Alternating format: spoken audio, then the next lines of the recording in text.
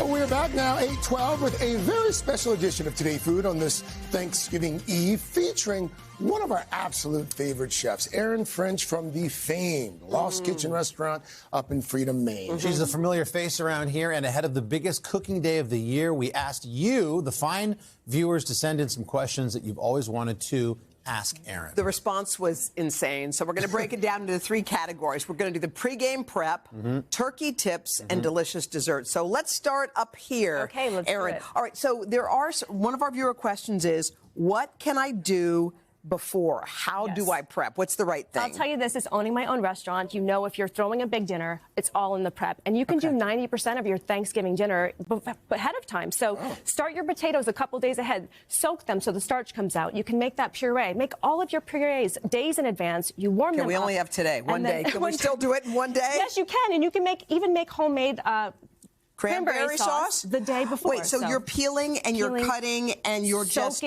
soaking, and then you're leaving, and then you prepare them the day of. The day before. Oh, the day Make your mashed potatoes the day before. Oh, put them in the fridge. Yeah, warm them up in a double boiler. Warm them up. All right, let's do. A lot of people want to know about herbs. What's the best way that we can, fill our vases with herbs? If you want to make your table look really beautiful, you don't have to go crazy. You could just have little vases. You can stuff them with herbs. It's so simple. It's really inexpensive. You've got thyme. There's a little bit of rosemary and sage. Put some candles around your table. Make it feel personal. And this is not hard. And just so inexpensive. That's beautiful for the table. Yeah. And you also usually have so many of those left over from cooking anyway. You just throw them away. And it kind of brings everything together on the whole table. So, all right. We were just talking about this during the commercial break. When we were kids, the turkey, I'm not naming names, but sometimes would be a little drier than we would like. What's the key to a juicy bird, Erin French? Okay, for me, it's all about the brine. And if my dear friend Ina Garten is watching right now, she's really upset about what I'm about to say. Because I believe in a wet brine. Wet brine. Ina is all about the dry brine. We beg to differ on the brine, but we do come together on the brine. So it's all about the brine. So a wet brine, you get your water boiling. We've got juniper berries, we've got thyme, we've got rosemary, whatever you like. It's really just salt, sugar, boiling water. Let it cool.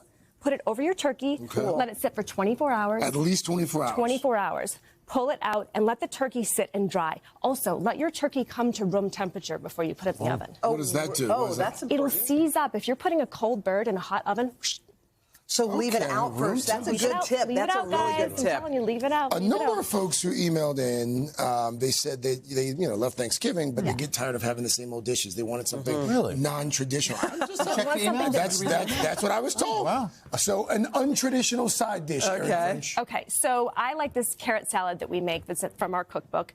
So it's just carrots.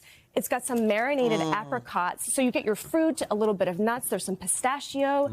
There's fresh mint, a little bit of cinnamon. And so you just you can make this all kind of ahead, and then you just pour the dressing over. There's a little bit of ginger in it and rose water. So there's really some interesting things. The best flavors. You've got some really interesting flavors, and then you toss it together, and you have comforting flavors that feel like Thanksgiving, and but still feeling a little bit different. And you still have the colors of Thanksgiving, too. Make that. You'll have a really nice side dish. My friend Carson's been reading a lot of I was up late last night reading these emails as well, and a lot of the viewers say if they do have some time and they want to make a pie crust from scratch, can you walk us through that? It's so easy. I mean, literally just a couple of ingredients. But my big trick is that you have to have everything very super cold. So ice water, and I like to take frozen butter right from the freezer, and I use a box grater. Wait, what? Yes. So then you Makes get it these easier little to grade? flecks of butter, because the flecks of butter are going to make your pie crust flaky.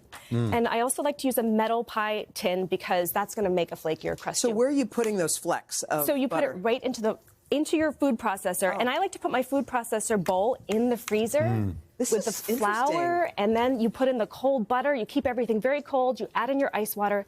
You just pulse it, and you have the easiest It's funny, people buy the pie crust. They think it's impossible to make, but it's actually like 2 seconds. Make it days in advance, too. You can do that as So here we're talking about, I think, leftovers. Oh, this is what you made for us yesterday. This is like the next day you have these random things. What did you make? So this is kind of using all of the leftovers. You're going to have your leftover potatoes. You've got your leftover turkey, so you can start layering that. So the next day, just take those. You could have some cranberry sauce, or I like to saute some grapes just because it has a little bit of extra flavor. What do you saute those in? So I saute with a little olive oil and a little bit of thyme and some orange zest. Orange zest? Orange That zest. sounds yummy. So do this, top it with more potatoes because you know you're going to have a lot of leftovers. sprinkle it with some of the crispy shallots. Throw it in the oven. Try that. Serve it with a side salad. It's insane. A couple days after Thanksgiving. So it's not gonna, good. you won't be bored. Your better taste than what buds you will ate. not be bored. Originally. All right, what's going on down here? Sorbet? We've got Where's we the have a couple cocktails? of things. I thought we had a cocktail. This is a cocktail situation. So Oh, it is? what you want to do, you'll see we have. I'm not about making fancy cocktails. Right. Oh, really this simple. is genius. Is that You a know when you floater? go to your grandmother's house and you would have like that old-fashioned like ginger ale Yep. and a little bit of sherbet? Well, this is sorbet with a little bit of sparkling wine. So a scoop of what? sorbet, and then So clever. it'll kind of melt in. It's going to be delicious, so you get a little bit of that. Enjoy. You can use a spoon or you can just drink it. And you know what, by the way, for folks who might be a little lactose intolerant, perfect. This is Sorbet. Yeah. It's Cheers. perfect. Cheers to sorbet that. is good. And what's your final tip right here? The final tip is my favorite pie of all time. My mother made this. My grandmother made this. It's a pumpkin cloud pie. So a little lighter than that typical really thick pumpkin pie. You've had a big meal. You don't need a big pie. You want this light, fluffy, almost like pumpkin mousse. You're just going to freak out once you have this. How do you air it out? How do you turn it into that mousse? You don't even have to bake this one. What? It's a no-bake It's like a no-bake pie. You make a mousse, Wow. egg whites, whipped cream, a Don't little care bit for of canned pumpkin pie that much. That's delicious. a That's little bit something of else. cinnamon. Yeah. So good. That is so Erin French of you to make it that good. And you make it a day or two in Ridiculous. advance. She's turned something I hate into something I love. So Erin French of you. What is going on at the Lost Kitchen during the season? What do you guys do? We are so busy right now. We have our online shop, which is just filled with so many beautiful kitchen gifts and home gifts. We have our retail shop, which we're opening day after Thanksgiving. So we open the mill for everyone to come and see and enjoy. I bet you guys do huge online business because no one can get there physically. It's like impossible to get to your place. I bet you just kill it online. That's the thing. We can send anything across the entire so country. awesome. And do you still have people write a postcard in if they want a reservation? Oh, yeah. It's That's how the you do best it. thing in the I whole world. haven't seen your postcard yet. I know. I'm going to send you one. I'll have some time. It's going to be good. It's going to be good. I got you, Erin. She's going to apply to work there. Erin, thank you. Well You done. can find more of these delicious recipes and answers to your Thanksgiving meal dilemmas on our website. Remember the Butterball hotline in the 80s? We used to call that. My mom would call It it. still exists. It does? Okay. Oh, yeah. No, it still exists. Now you have Erin French helping you out. Just the QR code there, so you can check that out or go to today.com/food. Be sure and check out the Lost Kitchen's Holiday Market, which runs now through the rest of the year.